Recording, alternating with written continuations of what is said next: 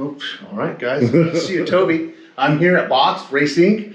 Shane's here from BMX Ultra again, and we've got a 26-inch retro frame that I raced at Frogtown. And why we wanted to bring and show this to you guys is, much like the other bike, we did a lot of oversized technology on a frame that was retro. Of course, we didn't get to do everything because this was a frame I took out of the box and stripped it, right? And then put all these parts on it. And then went racing at Frogtown, which was an old school race that we all had and really, really popular. I think next year a lot of guys are probably gonna come over just for that, right? But the point of that, again, was oversized technology to make this bike go fast. After the race, a lot of guys, Stu Thompson was jealous of my bike, the 20 mil setup, these kind of things. But a lot of guys came and bought the Box oversized technology to go on their bikes, because when I started racing with Mark Cote and we started with this frame, we actually had a 20 millimeter axle in either the Race Inc or the Botima fork, still keeping the chromoly, and we have a 20 millimeter dropout on the back of this bike too. This is our prototype. Well, this one's a box hub, freewheel hub, 35 millimeter spindle again. We just threaded the bottom bracket, put the spindle in it, and then put the 20 millimeter axles front and rear, put the 31/8 bar on it, put a race settle on it. This bike doesn't have the big tubes like the Neo Retro, because like I said, it was out of the box. It's a beach bike.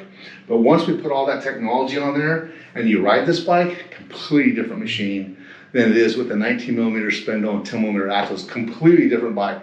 And I think people start to notice that. They rode my bike at the races. We've had a guy, Josh Spears, that does the ride-outs for us. He's got one. Guys are riding these things. They're saying, man, it's a completely different bike. To get this race technology and to use it on the street and ride the bike, I don't care if you're riding the beach or what you're trying to climb a hill, all that works, right? You know, 31/8 bar, 20 millimeter axles, 35 millimeter spindle. Like I said, this doesn't have disc brakes and some of that stuff, but you know, it's a bike out of the box, retail for $1,000, and I just equipped it with a bunch of box stuff.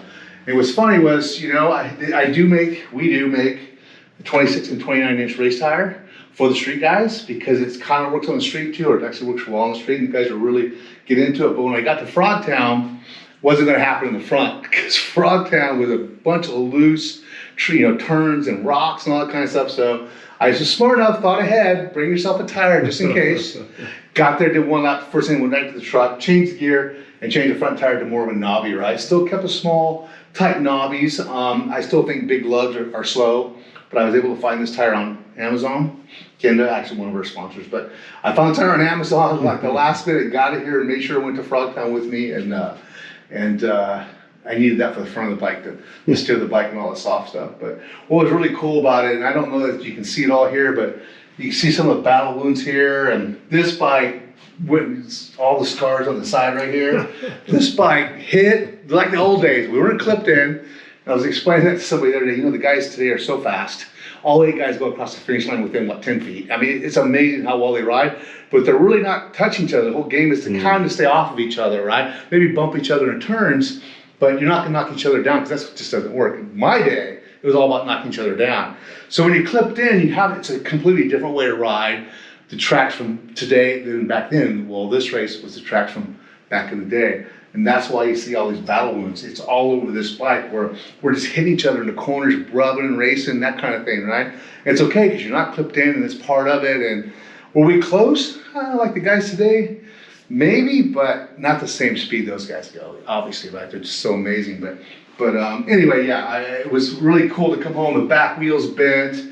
I got all these shred marks over this thing. It's all scarred up on this one side, and I think we scored all this up too. But we went for it. We did good. And the bike was amazing, and a lot of guys showed up with, regular old, I guess, what you call ride-out bikes. I think it's all going to change next year. I think they're all going to come back with something like similar to this machine, and ride these things. But 26-inch bike on that kind of track, so much fun.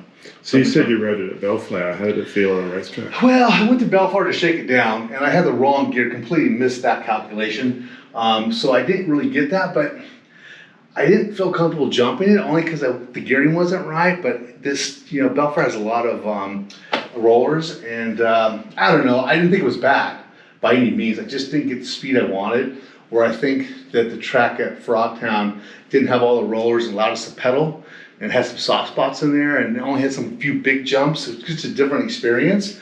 But I think if I was gonna go race and try to win cruiser class, I think I'd probably have to go back to the 24, right? But if you're an older guy and you wanna have fun, this is not bad. There was a lot of 29s in the race, but I think that's pushing it on a BMX track, right? Yeah, but this bike's definitely more forgiving than the 24.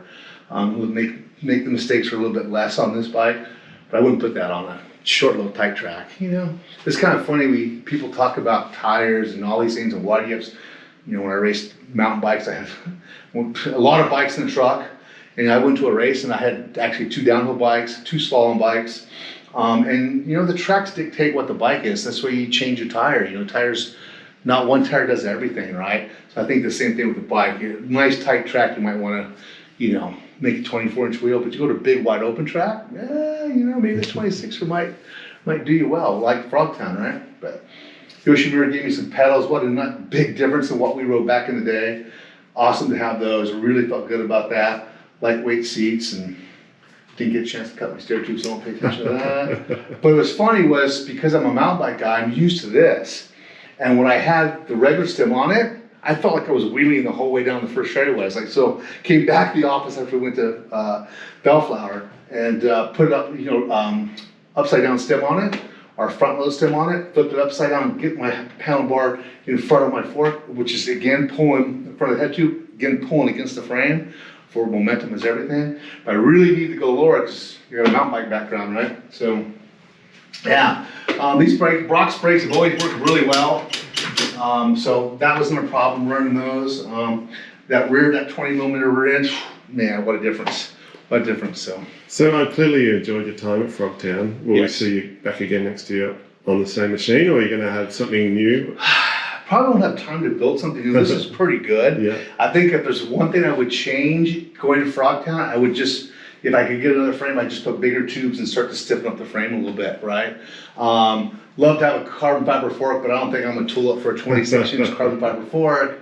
But yeah, that's the only thing. The bike, the tubes could be a little bigger to get rid of some of the flex, but we really wanted to hold the old school look when we built this bike. This was all about retro. This was all about ride outs. And I thought I just built a machine to do that. But yeah, the drop, you know, the gussets, the top down tube, all that was spent a lot of energy making sure this bike looked like an old school bike. This little cap piece, the factory fought, did not want to put this on here. You know, they don't need it. No, we need it. We want it to look. Of course, I wanted the geometry, which this geometry is spot on new geometry. It's not old geometry. It just looks like it, which forced us into a couple little things like we had to do here to get the bike to handle the way I wanted it to handle, and get the chain ring clearance that we wanted. We had to kind of, and have the look, we had to kind of cheat a little bit there.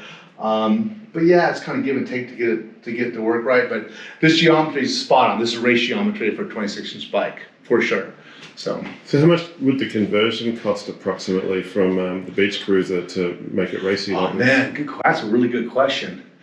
Well, 4 or 5, yeah. Oh man, a lot of money. Yeah, but it's not worth it by the sound. Yeah, no, that's what we're trying to prove here at Box. We're trying to say to everybody, the technology does make a difference in BMX, and getting BMXers to follow has been tough. I've been trying for a lot of years. But now I'm starting to see where carbon fiber frames are pretty much the norm. The carbon fiber bars for the kids have been around for a while. So I'm starting to see that people are plopping down the money for the carbon fiber frame. If they're doing that, that's telling me, hey, you're getting it, right? So all this technology is very important for that. But I think to add all this, the bike's $1,000. I think gets over another $1,000 into it to get to look like this. Okay, cool. Yeah. So, but in the day, what, you got a couple $1,000, $2,500 into this thing, not a big deal. I did upgrade the brakes. It comes with box 3 brakes. I got box 1 brakes on it, titanium bolts, you know, high-end brake pads, and the pedals cost more than the whole bike now. I think it's biggie. No, anyway, so yeah, it's the parts are probably as much as the whole bike. You know, at the end of the day, right? So. Do you think you'll convert it back in any way, just to make it a bit of a cruise around beach bike? Well, there's plenty of bikes here, so no. This bike's going to stay like that. I'll build another one. No, I do have a 29er that we're going to go tomorrow and do a ride. Race Inc has a beer now. I know you guys like that. I haven't seen that. So yeah, I don't have one here. We announced it on the radio this morning, but we have our own blonde ale. right? Race Inc Blondale. So tomorrow we're going on a bike ride, and we're going to start at Wahoo's Fish Tacos. We're going to ride to a Lost Beer Company where we made the beer, and we have our own canned beer that we're announcing tomorrow. And hopefully I don't drink too much of it because I got to get back to the van and get home and watch grandkids. So yeah, that's my life. So that's tomorrow morning. So I have a bike for that. I have a 29-inch bike for that, but the same idea. I do have 20mm hubs on it. I have some prototype Cook Brother 20mm hubs on it, titanium handlebars on it. Yeah, so I have a 29er over there. I have the 29-inch box tires, so got a 29-inch version of that. When I think about it, it's just set up like this. Yeah. I wouldn't take it around the track, right? So those small handlebars are pretty important. So anyway, yeah. Awesome. Thanks for showing us your bike. Yeah. Well, thanks for coming here. And Toby Henderson, BMX Ultra. You're out of here, right? Yeah. Okay. When I got to Frogtown, it was so much more fun because it wasn't, the track city, that kind of stuff. But anyway, yeah, it's a long story, but this bike's in a lot of attention, and we've sold several builds like this since I rode this bike. Oh, right. Yeah, so people are really paying attention, especially old fat guys like me. All right.